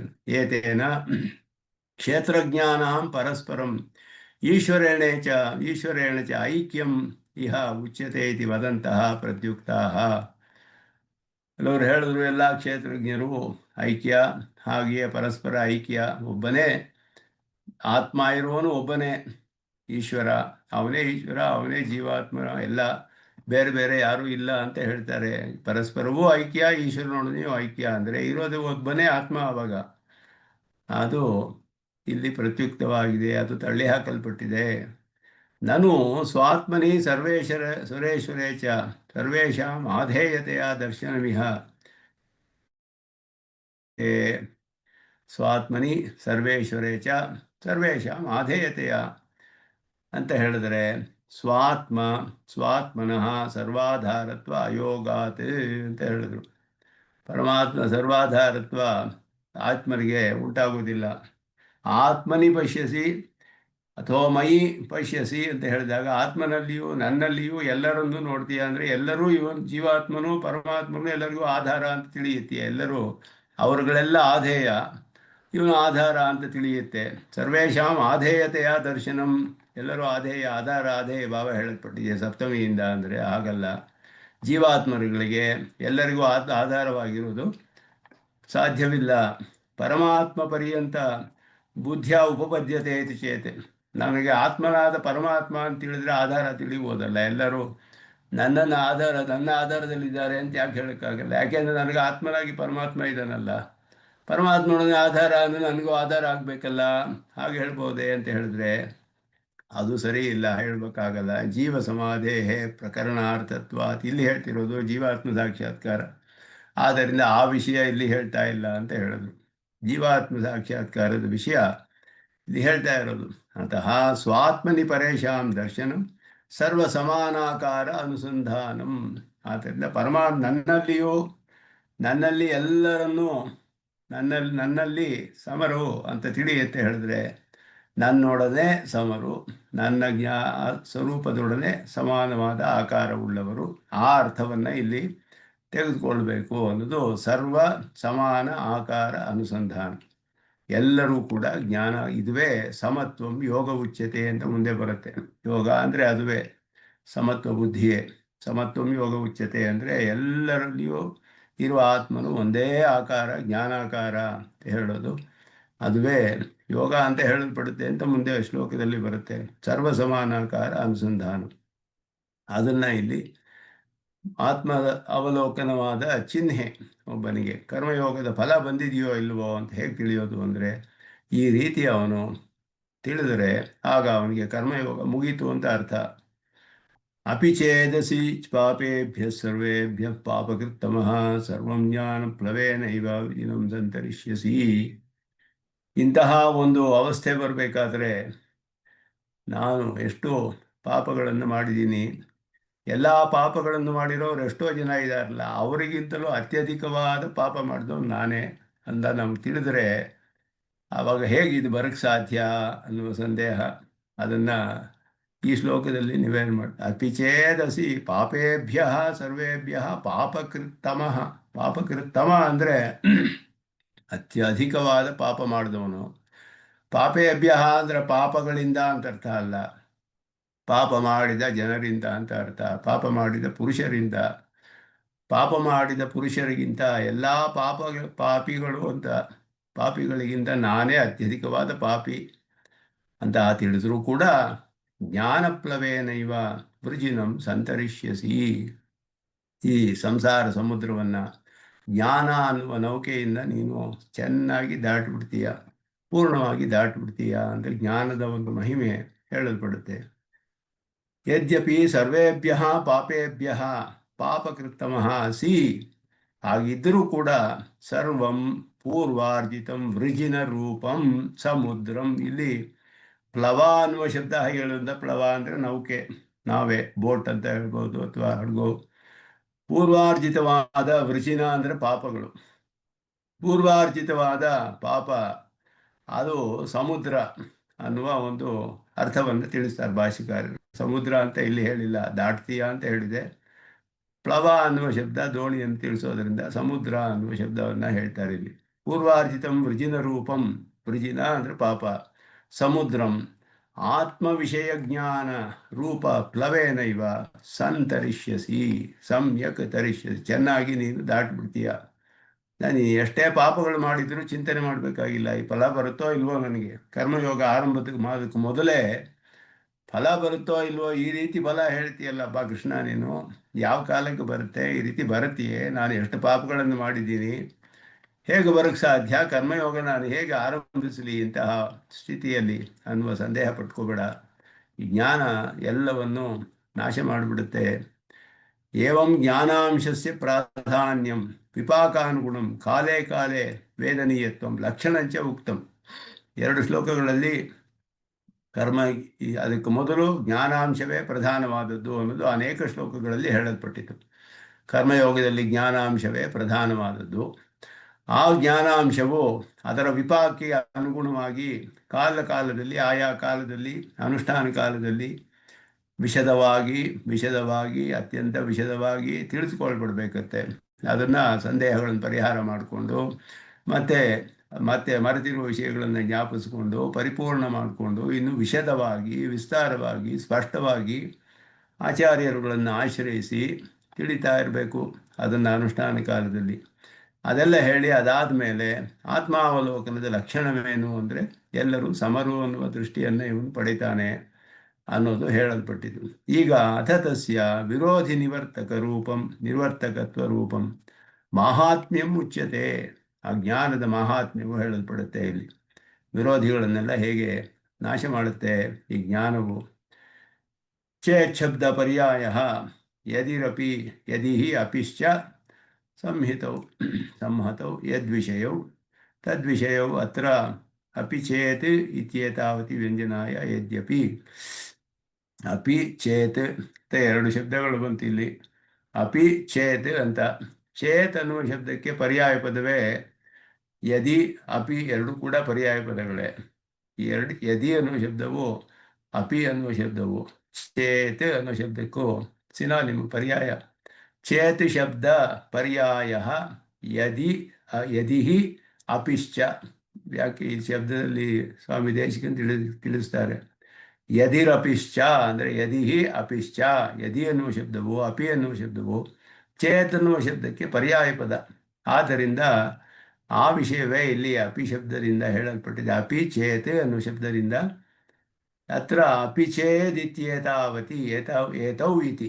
ಅಪಿ ಚೇತ್ ಇತ್ಯೇತು. ಅಪಿ ಮತ್ತು ಚೇತ್ ಶಬ್ದಗಳು ಹೇಳುತ್ತೆ ಅಂದಾದ ಯದ್ಯಪಿ. ಭಾಷೆಕಾರರು ಅಪಿ ಚೇತ್ ಅಂತಿದ್ರು, ಯದ್ಯಪಿ ಅಂತ ಯಾಕೆ ಅರ್ಥ ಮಾಡಿದ್ರು ಇಲ್ಲಿ? ಯದ್ಯಪಿ ಅಂತ ಅರ್ಥ ಮಾಡ್ತಿರಲ್ಲ ಅಂದರೆ ಅದೇ ಅರ್ಥದಲ್ಲೇ ಬರುತ್ತೆ. ಆದ್ದರಿಂದಲೇ ಆ ಥರ ಅರ್ಥ ಮಾಡಿದ್ದಾರೆ. ಅಪಿ ಚೇತ್ಗೆ ಯದ್ಯಪಿ ಅಂತಲೇ ಅರ್ಥ. ಪರ್ಯಾಯ ಶಬ್ದಗಳು ಅದೆಲ್ಲ ಅನ್ನೋದು.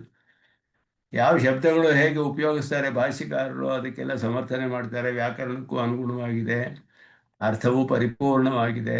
ಅದರಲ್ಲಿರುವ ಗೂಢವಾದ ಅರ್ಥಗಳು ಅದನ್ನೆಲ್ಲ ಸ್ಪಷ್ಟಪಡಿಸ್ತಾರೆ ಸ್ವಾಮಿ ದೇಶಿಕನ್. ಪಾಪಕೃತ್ತಮ ಶಬ್ದ ಪ್ರತಿಯೋಗಿತ್ವಾತ್ ಪಾಪೇಭ್ಯ ಇತಿ ಶಬ್ದ ಪಾಪವಿಶಿಷ್ಟ ಪುರುಷ ವಿಷಯ. ಪಾಪೇಭ್ಯ ಪಾಪಕೃತ್ತಮ. ಈ ಪಾಪಕೃತ್ತಮ ಅನ್ನೋದು ಸೂಪರ್ಲೇಟಿವ್ ಡಿಗ್ರಿ. ತರ ತಮ ಭಾವ. ಪಾಪಕೃತ್ತರ ಪಾಪಕೃತ್ತಮ. ಪಾಪಕೃತ್ ಪಾಪಕೃತ್ತರ ಪಾಪಕೃತ್ತಮ ಅನ್ನೋದು 3 ಡಿಗ್ರಿಗಳಲ್ಲಿ ಬರುತ್ತೆ. ಪಾಪಕೃತ್ತಮ ಅಂದು ಅತ್ಯಧಿಕವಾದ ಪಾಪ ಮಾಡಿದವನು. ಈ ಪಾಪಕೃತ್ತಮ ಅನ್ನೋ ಶಬ್ದಕ್ಕೆ ಪ್ರತಿಯೋಗಿ ಯಾವುದು ಅಂದರೆ ಪಾಪೇಭ್ಯ. ಯಾವುದಕ್ಕೆ ಕಂಪೇರ್ ಮಾಡ್ತಾ ಇದ್ದೀವಿ, ಯಾವುದಕ್ಕೆ ಹೋಲಿಸಿದ್ರೆ ಇವನು ಅತ್ಯಧಿಕ ಪಾಪ ಮಾಡಿದವನು ಅಂದರೆ ಪಾಪೇಭ್ಯ ಅನ್ನುವ ಶಬ್ದ ತಿಳಿಸುತ್ತೆ ಇಲ್ಲಿ. ಪಾಪೇಭ್ಯ ಅಂತ ಶಬ್ದಕ್ಕೆ ಪಾಪಗಳಿಂದ ಅಂತಲೇ ಅರ್ಥ ನೇರವಾಗಿ ನೋಡಿದ್ರೆ. ಆದರೆ ಪಾಪಕೃತ್ ಅನ್ನುವ ಇಲ್ಲಿ ಪಾಪ ಮಾಡಿದವನು ಅನ್ನುವ ಅರ್ಥ ಬರೋದ್ರಿಂದ ಇಲ್ಲಿಯೂ ಪಾಪಕೃತ್ಯಗಳನ್ನೇ ತಗೊಳ್ಬೇಕು. ಪಾಪ ಮಾಡಿದವರಿಗಿಂತ ಅತ್ಯಧಿಕ ಪಾಪ ಮಾಡಿದವನು ಅಂತ ಪಾಪ ವಿಶಿಷ್ಟ ಪುರುಷ ವಿಷಯ. ಪಾಪವನ್ನು ಹೊಂದಿರುವಂಥ ಪುರುಷರನ್ನು ತಿಳಿಸುತ್ತೆ ಪಾಪೇಭ್ಯ ಅನ್ನೋ ಶಬ್ದ. ಪಾಪ ಮಾತ್ರೇವಾ ಹೇತೋ ಪಂಚಮಿ. ಪಾಪ ಅಂತಲೂ ಹೇಳ್ಬೋದು. ಪಾಪಗಳಲ್ಲಿ ಎಲ್ಲ ಪಾಪಗಳಿಂತಲೂ ಅಧಿಕವಾದ ಪಾಪವನ್ನು ಮಾಡಿದವನು ಅಂತಲೂ ಅರ್ಥ ಮಾಡ್ಬೋದು ಅಂತ ಹೇಳಿದ್ದಾರೆ. ಜ್ಞಾನಪ್ಲವೇನ ಸಂತರಿಷ್ಯಸಿ ಇತ್ಯನಯೋ ಸಾಮರ್ಥ್ಯಾತೆ ವೃಜಿನ ರೂಪಂ ಸಮುದ್ರಮಿತಿ ರೂಪಿತಂ. ಅದು ನಿರೂಪಕವಾಗಿ ಹೇಳ್ತಾರೆ ಇಲ್ಲಿ. ಅಲ್ಲಿ ಸಮುದ್ರ ಮತ್ತು ದೋಣಿ ಮೊದಲಾದದ್ದು ಹೇಳಿ ಸಮುದ್ರತ್ವ ಅನುಗುಣಂ ಸರ್ವಶಬ್ದೋಕ್ತಂ ಆನಂತ್ಯಂ ಅನಾದಿಕಾಲ ಪ್ರವೃತ್ತತೆಯ ಇತ್ಯಾದ್ಯಭಿಪ್ರೇತಂ ಪ್ರಯಾಣ ಪೂರ್ವಾರ್ಜಿತಂ. ಸಮುದ್ರ ಅನ್ನುವ ಶಬ್ದದಿಂದ ಈ ಅರ್ಥಗಳೆಲ್ಲ ಅದರಲ್ಲಿ ವ್ಯಂಜಿತವಾಗಿದೆ, ಅದೆಲ್ಲ ವ್ಯಕ್ತವಾಗುತ್ತೆ ಅಂತ ಹೇಳಿದ್ರು. ಧ್ವನಿ ಅರ್ಥ ಇಲ್ಲಿ. ವೃಜಿನಂ ಸಂತರಿಷ್ಯಸಿ ಅಂತ ಹೇಳಿದ್ರೆ ಈ ಸಮುದ್ರವನ್ನು ದಾಟ್ತೀಯ ನೌಕೆಯಿಂದ ಅಂದರೆ ಸಮುದ್ರದ ಸಾಮಾನ್ಯವಾದ ಸ್ವಭಾವವೇನು ಅಂದರೆ ಅನಂತವಾಗಿದೆ ಅನ್ನೋದು, ಅನಾದಿ ಕಾಲವಾಗಿದ್ದು. ಇದೆರಡೂ ಕೂಡ ಆನಂತ್ಯವೂ ಅನಾದಿ ಕಾಲ ಪ್ರವೃತ್ತವಾಗಿರೋದು. ಇದೆರಡೂ ಕೂಡ ತಿಳಿಯುತ್ತೆ ಪಾಪಗಳಿಗೆ ಅನ್ನೋದು.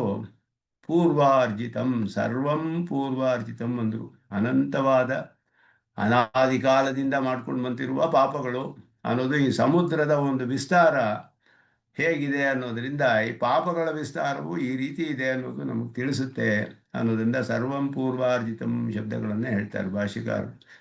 ಇದೆಲ್ಲ ಕೂಡ ಈ ಇದರಲ್ಲಿ ವ್ಯಾಖ್ಯಾನ ವಿಶೇಷಗಳು ಸ್ವಾಮಿ ದೇಶಿಕನ್ ತೋರಿಸ್ತಾರೆ. ಜ್ಞಾನದ ಮಹಿಮೆ ಈ ಶ್ಲೋಕದಲ್ಲಿ ಹೇಳಲ್ಪಟ್ಟಿದೆ.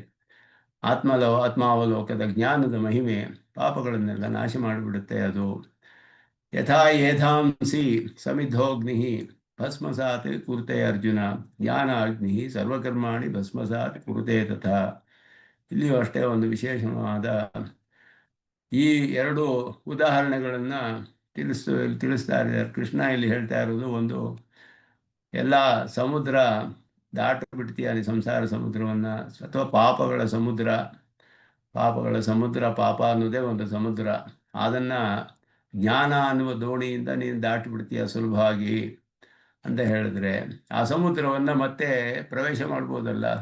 ಸಮುದ್ರವನ್ನು ದಾಟಿದ್ರೆ ಮತ್ತೆ ಸಮುದ್ರಕ್ಕೆ ಬರ್ತೀವಿ ನಾವು ಅನ್ನೋ ಪ್ರಶ್ನೆ ಬರ್ಬೋದು. ಅದನ್ನು ತಳ್ಳಿ ಹಾಕೋಕ್ಕೆ ಆ ಸಂದೇಹವನ್ನು ಇಲ್ಲಿ ಭಸ್ಮಸಾತ್ ಕುರುತೆ, ಭಸ್ಮ ಮಾಡಿಬಿಟ್ರೆ ತಿರ್ಗಾ ಅದಕ್ಕೆ ಉಂಟು ಮಾಡೋಕ್ಕಾಗೋದಿಲ್ಲ. ಅದನ್ನು ಭಸ್ಮ ಆಗ್ಬಿಡೋದು ಅನ್ನೋ ಉದಾಹರಣೆಯನ್ನು ಇಲ್ಲಿ ಕೊಟ್ಟಿದೆ 2ನೇ ಶ್ಲೋಕದಲ್ಲಿ. ಮತ್ತೆ ಬರೋದಿಲ್ಲ ಅದು ಅಂತ, ಅದು ಮತ್ತೆ ಉಂಟಾಗೋದಿಲ್ಲ. ಆದ್ದರಿಂದ ಭಸ್ಮ ಮಾಡಿದ್ದು ಬರೋಕ್ಕಾಗ ಸಾಧ್ಯವಿಲ್ಲ. ಸಮುದ್ರ ದಾಟಿದ್ರೆ ಮತ್ತೆ ಸಮುದ್ರ ಪ್ರವೇಶ ಮಾಡ್ಬೋದು, ಆದರೆ ಭಸ್ಮ ಮಾಡಿಬಿಟ್ರೆ ಹಾಗೆ ಮಾಡೋಕ್ಕಾಗೋದಿಲ್ವಲ್ಲ. ಅಂದರೆ ಈ ಒಂದು ಉದಾಹರಣೆಯಲ್ಲಿ ಎರಡು ವಿಶೇಷವಾದ ಅಂಶಗಳು ಬರುತ್ತೆ. ಯಥಾ ಯೇಧಾಂಸಿ ಸಮಿಧೋಗ್ನಿ, ಎಲ್ಲ ಈ ಕಟ್ಟಿಗೆಗಳು ಮೊದಲಾದದ್ದೆಲ್ಲ ಇಂಧನಗಳು, ಅದರಿಂದ ಚೆನ್ನಾಗಿ ಅದನ್ನು ಹಾಕಲ್ಪಟ್ಟ ಅಗ್ನಿಯು ಹೇಗೆ ಎಲ್ಲವನ್ನು ಕೂಡ ಭಸ್ಮ ಮಾಡಿಬಿಡುತ್ತೋ, ಹಾಗೆ ಜ್ಞಾನ ಅನ್ನುವ ಅಗ್ನಿಯು ಎಲ್ಲ ಕರ್ಮಗಳನ್ನು ಭಸ್ಮ ಮಾಡಿಬಿಡುತ್ತೆ. ಸಮ್ಯಕ್ ಪ್ರವೃದ್ಧ ಅಗ್ನಿ, ಸಮ್ಯಕ್ ಪ್ರವೃದ್ಧ ಅಗ್ನಿ, ಸಮಿದ್ಧ ಅನ್ನೋದಕ್ಕೆ ಸಮ್ಯಕ್ ಪ್ರವೃದ್ಧ, ಚೆನ್ನಾಗಿ ಪ್ರವೃದ್ಧವಾದ ಅಗ್ನಿ. ಇಂಧನ ಸಂಚಯಂ ಇವ, ಯೇಧಾಂಸಿ ಅನ್ನೋದು ಬಹುವಚನದಲ್ಲಿದೆ ಇಲ್ಲಿ. ಅದು ಕೂಡ ವಿಶೇಷವಾದ ಅರ್ಥ. ಇಲ್ಲಿ ಒಂದು ಅಗ್ನಿ ಅನೇಕ ಇಂಧನಗಳನ್ನು ನಾಶಪಡಿಸುತ್ತೆ ಅಂತ ಹೇಳೋದ್ರಿಂದ ಈ ಒಂದು ಜ್ಞಾನ ಅನಂತ ಪಾಪಗಳನ್ನು ನಾಶಪಡಿಸುತ್ತೆ ಅನ್ನೋ ಅರ್ಥವೂ ಬರುತ್ತೆ ಇಲ್ಲಿ. ಯೇಧಾಂಸಿ ಅನ್ನೋದು ಸರ್ವಕರ್ಮಾಣಿ ಅನ್ನೋದು ಪ್ಲೂರಲಲ್ಲಿದೆ ಬಹುವಚನ, ಯೇಧಾಂಸಿನೂ ಪ್ಲೂರಲ್ ಇದೆ, ಅಗ್ನಿ ಅನ್ನೋದು ಏಕವಚನ. ಒಂದು ಅಗ್ನಿ ಅನೇಕ ಇಂಧನಗಳನ್ನು ಸುಟ್ಟಾಕ್ಬಿಡುತ್ತೆ ಎಷ್ಟು ಹಾಕಿದ್ರು. ಹಾಗೆ ಈ ಜ್ಞಾನ ಅಗ್ನಿ ಅನ್ನುವಂಥದ್ದು ಸರ್ವ ಪಾಪಗಳನ್ನು ನಾಶಪಡಿಸುತ್ತೆ ಅನ್ನೋದು ಇಲ್ಲೆಲ್ಲ ವ್ಯಾಕರಣಗಳಲ್ಲಿ ವಿಶೇಷವಾದ ಅಂಶವಿದೆ ಇದರಲ್ಲಿ. ಅದನ್ನ ಇಲ್ಲಿ ಸಮ್ಯಕ್ ಪ್ರವೃದ್ಧ ಅಗ್ನಿ ಇಂಧನ ಸಂಚಯಂ ಅಂದರು ವೇದಾಂಸಿ.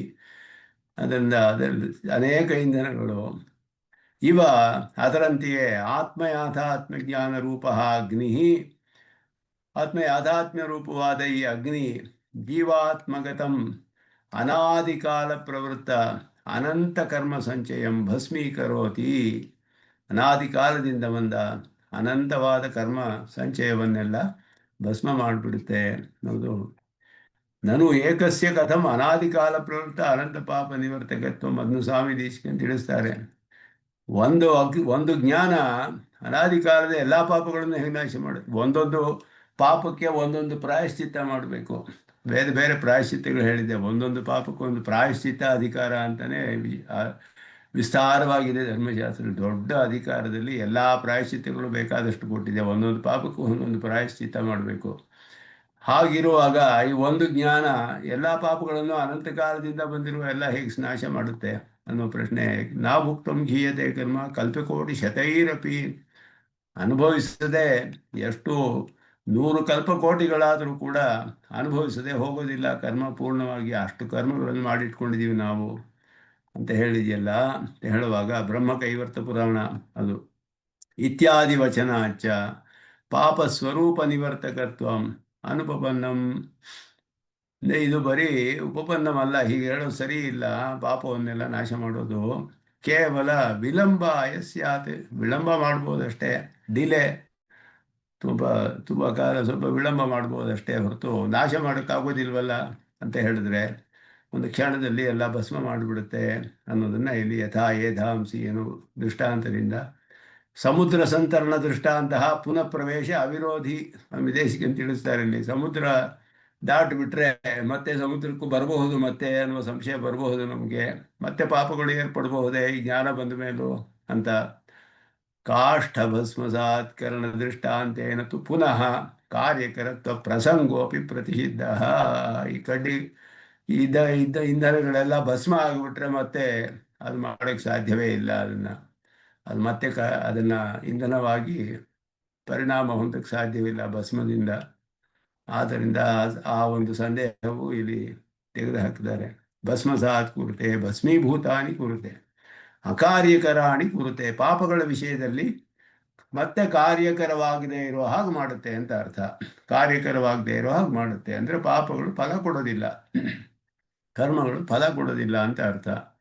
ಕಾರ್ಯಕರ ಆಗೋದಿಲ್ಲ ಅನ್ನೋದು ಅರ್ಥ ಇಲ್ಲಿ. ಸಮಿದ್ಧ ಇತ್ಯತ್ರ ಸರ್ವದಹನ ಯೋಗ್ಯತ್ವಾಯ ಉಪಸರ್ಗ ಧಾತ್ವರ್ತಯೋ ವ್ಯಂಜನಂ ಸಮ್ಯಕ್ ಪ್ರವೃದ್ಧ ಅಂತ ಹೇಳಿದ್ರು. ಸರ್ವದಹನ ಯೋಗ್ಯತ್ವಾಯ ಅಂತ ಹೇಳಿದ್ರು. ಇದ್ದ ಅನ್ನೋದು ಉಪಸರ್ಗ ಅಲ್ಲಿ.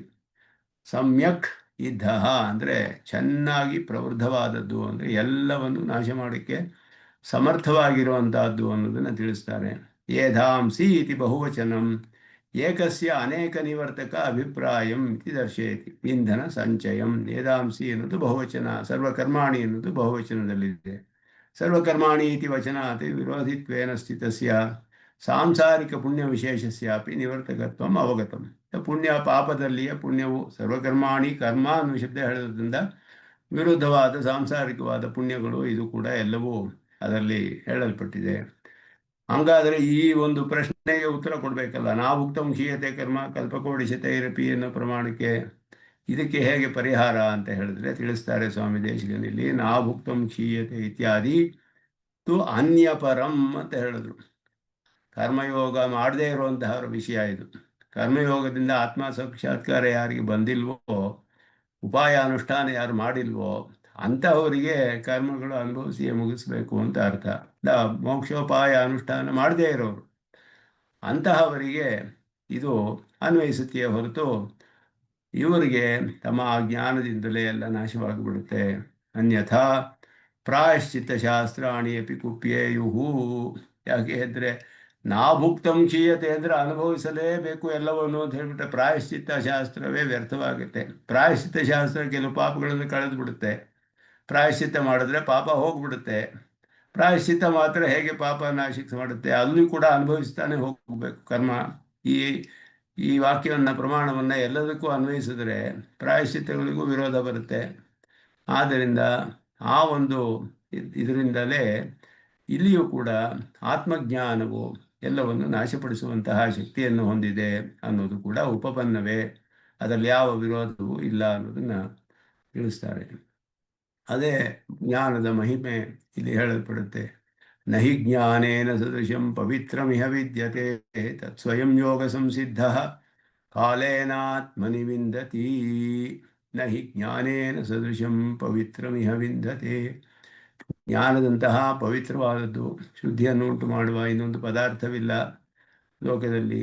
ಆದ್ದರಿಂದ ಇಲ್ಲಿ ಹೇಳುವ ಜ್ಞಾನ ಅಂತ ಹೇಳೋದು ಯಾವ ಜ್ಞಾನ ಅಂತ ಹೇಳಿದ್ರೆ ಎಲ್ಲ ಸಾಮಾನ್ಯವಾದ ಜ್ಞಾನಗಳು, ಬೇರೆ ವಿಷಯಗಳ ಜ್ಞಾನಗಳು ಎಲ್ಲ ಇರುತ್ತೆ. ಆದರೆ ಇಲ್ಲಿ ಆತ್ಮಜ್ಞಾನವು ಹೇಳಲ್ಪಟ್ಟಿದೆ. ಆತ್ಮಜ್ಞಾನವೇ ಇಲ್ಲಿ ವಿಷಯ. ಆದ್ದರಿಂದ ಆತ್ಮಜ್ಞಾನವು ಹೇಳಲ್ಪಟ್ಟಿದೆ. ಈ ರೀತಿ ನೀನು ಕರ್ಮಯೋಗದಿಂದ ಸಿದ್ಧಿಯನ್ನು ಪಡೆದುಕೊಂಡು ಆತ್ಮಜ್ಞಾನ ಪಡೆದುಕೊಂಡವನು ನಿನಗೆ ಇದು ತಾನಾಗಿಯೇ ಲಭಿಸುತ್ತೆ. ಇದು ಈ ರೀತಿಯಾದ ಪವಿತ್ರತೆ ಅನ್ನೋದನ್ನು ಸ್ವಯಂ ಯೋಗ ಸಂಸಿದ್ಧ ಕಾಲೇನ ಆತ್ಮನಿ ವಿಂದತಿ. ಇದು ಬಹಳ ಕಾಲವಾಗುತ್ತೆ ಅದು ಬರೋದಕ್ಕೆ. ಈ ರೀತಿ ಆತ್ಮಾವಲೋಕನ ಫಲ ಬರೋದಕ್ಕೆ ಕರ್ಮಯೋಗದಲ್ಲಿ ಎಷ್ಟು ಕಾಲ ಕರ್ಮಯೋಗ ಮಾಡಬೇಕು ಅಂದರೆ ಜನ್ಮಾಂತರಗಳು ಮಾಡಬೇಕಾಗಿರಬಹುದು. ಅದು ಅವರವರ ಎಷ್ಟು ಪಾಪಗಳು ಯಾವ ರೀತಿ ಕರ್ಮ ಪ್ರತಿಬಂಧಕಗಳಿದೆ ಅದರ ಮೇಲೆ ಹೋಗುತ್ತೆ. ಆದ್ದರಿಂದ ಅವರಿಗೆ ಕೆಲವರಿಗೆ ಅನೇಕ ಕಾಲವಾಗಬಹುದು, ಕೆಲವರಿಗೆ ಸುಕೃತಿಗಳಿಗೆ ಬೇಗನೆ ಆಗಬಹುದು. ಯಾವುದು ಅಂತ ಹೇಳೋದಕ್ಕೆ ಸಾಧ್ಯವಿಲ್ಲ. ಆದರೆ ಅನೇಕ ಕಾಲವಾಗುತ್ತೆ. ಕಾಲೇನ ವಿಂದತಿ ಅಂತ ಹೇಳುದು. ಯಸ್ಮಾತ್ ಆತ್ಮಜ್ಞಾನೇನ ಸದೃಶಂ ಪವಿತ್ರಂ ಶುದ್ಧಿಕರಂ ಇಹ. ಇಹ ಅಂದರೆ ಜಗತಿ. ಇಹ ಜಗತಿ ವಸ್ತುವಂತರಂ ನ ವಿದ್ಯತೆ. ಜ್ಞಾನೇನ ಸದೃಶಂ ಪವಿತ್ರಂ ಇಹ ನ ವಿದ್ಯತೆ. ಇಲ್ಲಿ ಇಲ್ಲ ಅಂತ ಹೇಳಿದ್ರೆ ಇಲ್ಲಿ ಇನ್ನೊಂದು ವಸ್ತು ಇಲ್ಲ ಆ ರೀತಿ. ಇಲ್ಲಿ ಅಂತ ಹೇಳಿದ್ರೆ ಈ ಜಗತ್ತಿನಲ್ಲಿ ಆತ್ಮಜ್ಞಾನೇನ ಸದೃಶಂ ಪವಿತ್ರಂ ಶುದ್ಧಿಕರಂ ಇಹ ಜಗತಿ ವಸ್ತುವಂತರಂ ನ ವಿದ್ಯತೆ. ಶುದ್ಧಿಕರ ಅಂದರೆ ನಮ್ಮ ಪಾಪಗಳನ್ನೆಲ್ಲ ನಾಶಪಡಿಸ್ಬಿಡುತ್ತೆ, ಅದು ಒಂದು ಕ್ಷಣದಲ್ಲಿ ಭಸ್ಮ ಮಾಡಾಕ್ಬಿಡುತ್ತೆ ಅಂದ್ರಲ್ಲ ಆ ರೀತಿ. ತಸ್ಮಾತ್ ಆತ್ಮಜ್ಞಾನಂ ಸರ್ವ ಪಾಪಂ ನಾಶಯತಿ ಇತ್ಯರ್ಥ. ಅದುವೇ ಶುದ್ಧಿ ಅಂತ ಹೇಳೋದು. ಪಾಪಗಳನ್ನೆಲ್ಲ ಈ ಎರಡು ಉದಾಹರಣೆಗಳನ್ನು ಹೇಳಿ ಪಾಪಗಳೆಲ್ಲ ಪೂರ್ವಾರ್ಜಿತವಾದ ಅನಂತ ಪಾಪಗಳೆಲ್ಲ ನಾಶವಾಗುತ್ತೆ ಈ ರೀತಿ ಆತ್ಮಜ್ಞಾನಿಗೆ ಅಂತ ಹೇಳಿರೋದ್ರಿಂದ ಈ ಜ್ಞಾನದ ಮಹಾತ್ಮೆ ಇದಕ್ಕಿಂತ ಪವಿತ್ರವಾದ ಒಂದು ವಸ್ತುವಿಲ್ಲ ಲೋಕದಲ್ಲಿ. ಆದ್ದರಿಂದ ತತ್ ಸ್ವಯಂ ಯೋಗ ಸಂಸಿದ್ಧ ತತ್ ಅಂತ ಹೇಳಿದ್ರೆ ತಥಾವಿಧಂ ಜ್ಞಾನಂ, ಆ ರೀತಿಯಾದ ಜ್ಞಾನವು ಯಥೋಪದೇಶಂ ಅಹರಹರನುಷ್ಠೀಯಮಾನಂ ಅನುಷ್ಠೀಯಮಾನ ಜ್ಞಾನಾಕಾರ ಕರ್ಮಯೋಗ ಸಂಸಿದ್ಧ. ಯೋಗ ಸಂಸಿದ್ಧ. ಯೋಗ ಅಂದರೆ ಇಲ್ಲಿ ಕರ್ಮಯೋಗ. ಎಂತಹ ಕರ್ಮಯೋಗ ಅಂದರೆ ಆತ್ಮ ಜ್ಞಾನ ಅನುಸಂಧಾನ ಅಂತರ್ಗತವಾದ ಕರ್ಮಯೋಗ. ಕರ್ಮಯೋಗದಲ್ಲಿಯೇ ಆತ್ಮಜ್ಞಾನದೊಂದಿಗೆ ಮಾಡಬೇಕು ಕರ್ಮಯೋಗವನ್ನು. ಅದು ಕಡೆಯಲ್ಲಿ ಜ್ಞಾನದಲ್ಲಿಯೇ ಪರ್ಯವಸಾನವಾಗುತ್ತೆ. ಆತ್ಮಜ್ಞಾನದಲ್ಲಿ ಕರ್ಮದಲ್ಲಿ ಆರಂಭಿಸಿ ಜ್ಞಾನದಲ್ಲಿಯೇ ಪರ್ಯವಸಾನ, ಅದಕ್ಕೆ ಫಲ ಬರೋದು. ಆದ್ದರಿಂದ ಅದು ಕರ್ಮಯೋಗವೇ. ಯೋಗ ಅಂದರೆ ಇಲ್ಲಿ ಕರ್ಮಯೋಗ. ಅದರಿಂದ ಸಂಸಿದ್ಧ, ಕರ್ಮಯೋಗದಿಂದ ಫಲವನ್ನು ಪಡೆದುಕೊಂಡವನು. ಅಂದರೆ ಯಾವ ರೀತಿಯ ಕರ್ಮಯೋಗ ಮಾಡಿರ್ಬೇಕು ಅದಕ್ಕೆ ಅಂತ ಹೇಳಿದ್ರೆ ಯಥೋಪದೇಶಂ, ಉಪದೇಶ ಆಚಾರ್ಯರು ಹೇಗೆ ಮಾಡ್ತಾರೋ ಹಾಗೆ ಮಾಡಬೇಕು. ಕರ್ಮಯೋಗವು ಕೂಡ ಬಹಳ ಕಷ್ಟವಾದ ವಿಷಯ, ಮಾಡೋದಕ್ಕೆ ತುಂಬ ಕಷ್ಟವಾದದ್ದು. ಒಂದು ದಿನ ಕರ್ಮಯೋಗ ಮಾಡೋದೇ ಕಷ್ಟ. ಒಂದು ಕರ್ಮವನ್ನು ಮಾಡೋದೇ ಒಂದು ದಿನ 1 ಗಂಟೆ ಮಾಡಬೇಕು ಅಂದರೆ ಅದುವೇ ಕಷ್ಟ. ಆತ್ಮಜ್ಞಾನದೊಡನೆ ಫಲಾಶೆ ಇಲ್ಲದೆ ಭಗವದಾರಾಧನ ರೂಪವಾಗಿ ಸಂಘರಹಿತವಾಗಿ ಎಲ್ಲದರೊಡನೆ ಅದನ್ನು ಮಾಡಬೇಕು. ಕರ್ಮವನ್ನು ನಿಯತವಾಗಿ ಪ್ರತಿದಿನವೂ ಅಹರಹರ ಅನುಷ್ಠೀಯಮಾನ, ಪ್ರತಿದಿನವೂ ನಿಯತವಾಗಿ ಹೀಗೆಯೇ ಮಾಡಿ ಎಲ್ಲ ವರ್ಣ ಆಶ್ರಮ ಧರ್ಮಗಳೊಡನೆ ಅದು ಸೇರಿದೆ ಅಲ್ಲಿ. ಆ ರೀತಿ ಮಾಡಿ ಅದರಲ್ಲಿ ಜ್ಞಾನಾಕಾರ ಕರ್ಮಯೋಗ, ಜ್ಞಾನಾಕಾರವಾದ ಕರ್ಮಯೋಗ ಅಂದರೆ ಉಭಯಾಕಾರ ಅಂತ ಹೇಳಿದ್ರು ಹಿಂದೆ. 2 ಆಕಾರಗಳಿದೆ ಕರ್ಮಯೋಗದಲ್ಲಿ, ದ್ರವ್ಯಾತ್ಮಕವಾದದ್ದು ಜ್ಞಾನಾತ್ಮಕವಾದದ್ದು ಅಂತ. ಕರ್ಮಗಳು ಮಾಡುವಂತಹ ಕ್ರಿಯೆಗಳು ದ್ರವ್ಯಗಳಿಂದ ಉಪಯೋಗಿಸಿ ಮಾಡುವಂತಹ ಕ್ರಿಯಾತ್ಮಕವಾದ ಒಂದು ಭಾಗ ಇದೆ, ಅಂಶ. ಜ್ಞಾನಾಂಶವೂ ಇದೆ, ಆತ್ಮಾವಲೋಕ ಆತ್ಮಜ್ಞಾನ ಅಂಶ. ಇದೆರಡರೊಡನೆ ಸೇರಿದಂತಹ ಈ ಕರ್ಮಯೋಗದ ಸಿದ್ಧಿಯನ್ನು ಪಡೆದವನು ಸಂಸಿದ್ಧ ಕಾಲೇನ, ಬಹಳ ಕಾಲವಾದ ಮೇಲೆ ಅವನು ಈ ರೀತಿ ಫಲವನ್ನು ಪಡೆದುಕೊಳ್ತಾನೆ. ಸ್ವಾತ್ಮನಿ ಸ್ವಯಮೇವ ಲಭತೆ, ಇಂತಹ ಜ್ಞಾನವನ್ನು ತನ್ನಲ್ಲಿ ತಾನೇ ಪಡೆದುಕೊಳ್ತಾನೆ. ಸ್ವಯಮೇವ ಕರ್ಮಯೋಗ ಮಾಡುವವನು ಬೇರೆ ಒಂದರ ಅಪೇಕ್ಷೆ ಇಲ್ಲ ಅವನಿಗೆ, ಅಂದರೆ ಜ್ಞಾನಯೋಗದ ಅಪೇಕ್ಷೆಯೂ ಇಲ್ಲ. ಕರ್ಮಯೋಗದಿಂದಲೇ ಇದನ್ನು ಪಡೆದುಕೊಳ್ತಾನೆ ತಾನೇ.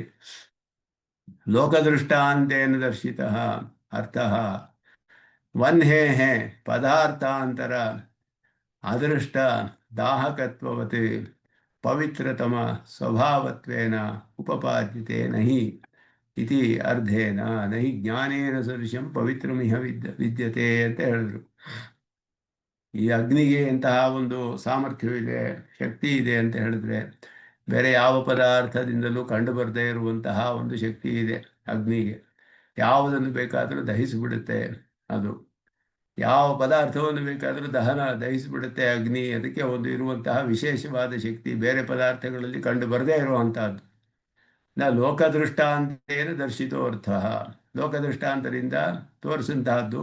ವನ್ಹೇ ಪದಾರ್ಥಾಂತರ ಅದೃಷ್ಟ ದಾಹಕತ್ವವತ್, ಬೇರೆ ಪದಾರ್ಥಗಳಲ್ಲಿ ಕಂಡು ಬರದೇ ಇರುವಂತಹ ದಾಹಕತ್ವ ಶಕ್ತಿ ವನ್ಹೆಯಲ್ಲಿ ಏನಿದೆಯೋ ಅದು ಆ ರೀತಿ ಪವಿತ್ರತಮ ಸ್ವಭಾವತ್ವೇನ, ಜ್ಞಾನಕ್ಕೆ ಈ ರೀತಿಯಾದ ಪವಿತ್ರತಮವಾದ ಸ್ವಭಾವವಿದೆ. ಬೇರೆ ಪದಾರ್ಥಗಳಲ್ಲಿ ಕಂಡು ಬರೋದಿಲ್ಲ, ಅದು ಜ್ಞಾನದಲ್ಲಿ ಮಾತ್ರವೇ ಕಂಡು ಬರುತ್ತೆ. ಈ ರೀತಿ ಪವಿತ್ರತೆ ಉಂಟು ಮಾಡುವಂಥ ಶಕ್ತಿ ಅಗ್ನಿಗೆ ಹೇಗೆ ಬೇರೆ ಪದಾರ್ಥಗಳಲ್ಲಿ ಇಲ್ಲದಂತಹ ಎಲ್ಲವನ್ನು ದಹನ ಮಾಡುವ ಶಕ್ತಿ ಇದೆಯೋ, ಜ್ಞಾನಕ್ಕೆ ಬೇರೆ ಪದಾರ್ಥಗಳಲ್ಲಿ ಇಲ್ಲದ ಪವಿತ್ರತೆಯನ್ನು ಉಂಟು ಮಾಡುವ ಶಕ್ತಿ ಇದೆ ಅನ್ನೋದು ಇಲ್ಲಿ ನಹಿ ಜ್ಞಾನೇನ ಸದೃಶಂ ಪವಿತ್ರಮಿಹ ವಿದ್ಯತೆ. ಅದನ್ನು ಯಸ್ಮಾತ್ ಆತ್ಮಜ್ಞಾನೇನ ಸದೃಶಂ ಪವಿತ್ರಂ ಶುದ್ಧಿಕರಂ ಯಹ ಜಗತಿ ವಸ್ತುವಂತರಂ ನ ವಿದ್ಯತೆ.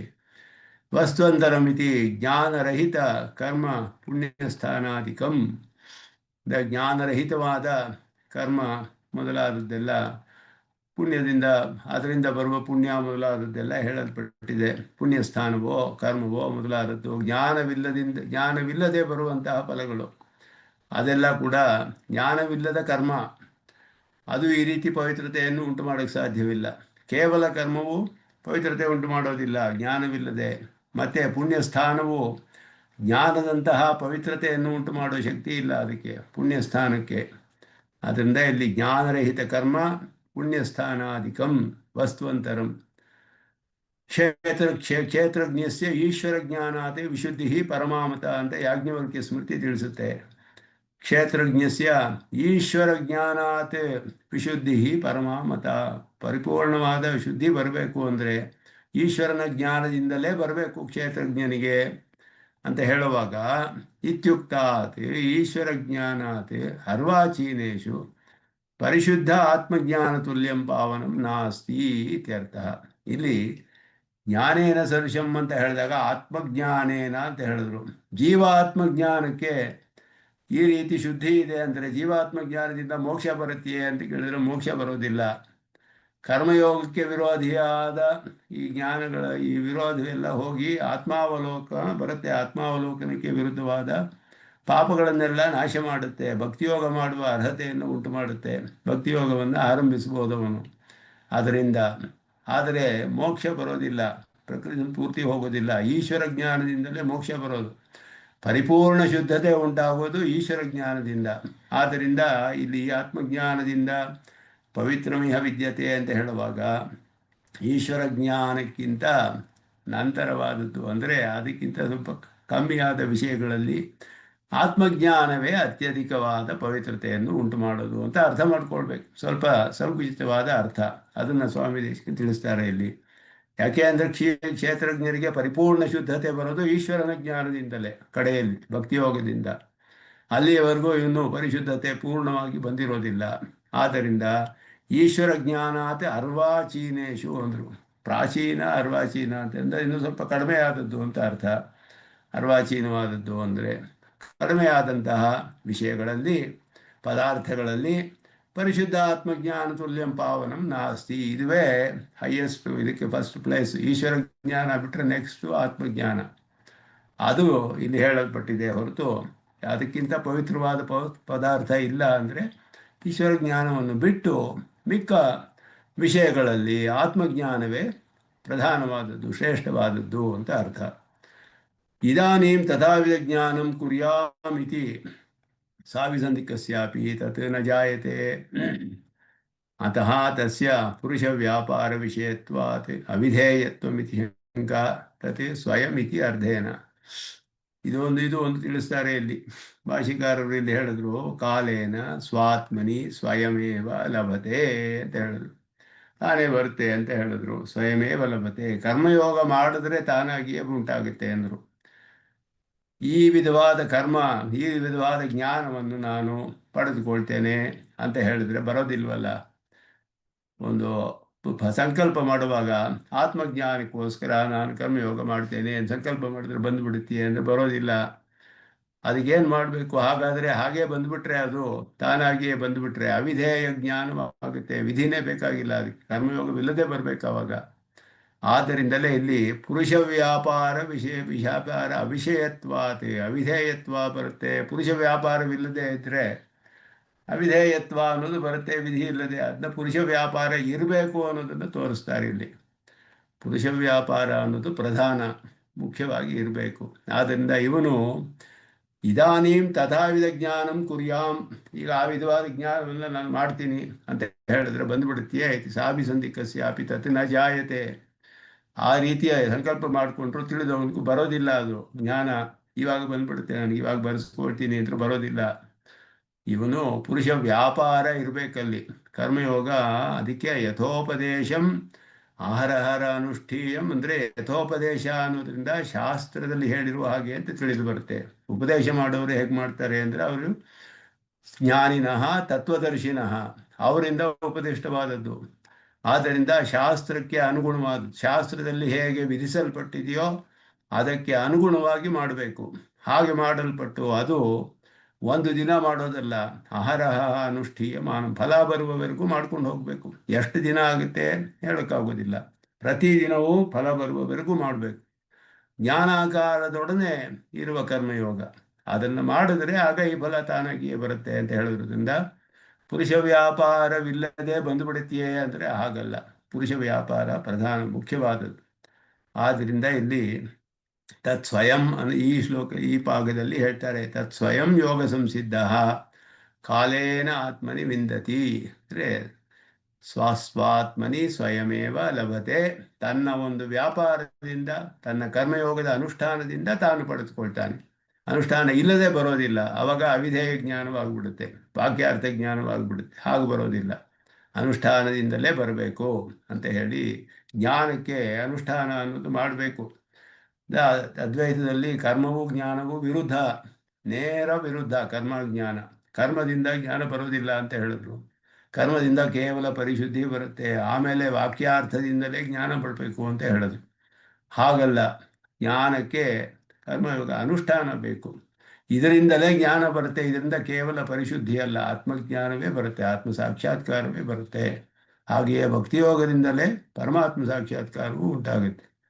ಅದನ್ನು ಇಲ್ಲಿ ಸ್ವಾಮಿ ದೇಶಿಕನ್ ಸ್ಪಷ್ಟಪಡಿಸ್ತಾರೆ ಭಾಷ್ಯದಲ್ಲಿ. ಭಾಷ್ಯಕಾರ ಹೇಳಿದ್ದಾರೆ. ಒಂದು ಸ್ವಲ್ಪ ಭಾಗವಿದೆ, ಅದನ್ನು ಮುಂದುವರಿಸೋಣ ಅಂತ ಹೇಳಿ ಇಲ್ಲಿಗೆ ನಿಲ್ಲಿಸ್ಕೊಳ್ತೇನೆ. ಯೋನಿತ್ಯ ಮಚ್ಯುತ ಪದಾಂಬುಜಯುಗ್ಮರುಕ್ಮೋ ಅಮೋಹತಸ್ತರಿತರಾಣಿನಾಯ ಮೇನಿ ಅಸ್ಮದ್ಗುರೋರ್ಭಗವತೋಸ್ಯ ದೇಕ ಸಿಂಧೋ ರಾಮಾನುಜಸ್ಯ ಜನ್ಮೋ ಶರಣಂ ಪ್ರಪದ್ಯೆ ಸಿಂಹಾಯ ಕಲ್ಯಾಣ ಗುಣಶಾಲಿನೇ ಶ್ರೀಮತೆ ವೆಂಕಟೇಶಾಯ ವೇದಾಂತ ಗುರವೇ ನಮಃ. ನಿಗಮಾಂತ ಮಹಾದೇಶಿಕಾಯ ನಮಃ.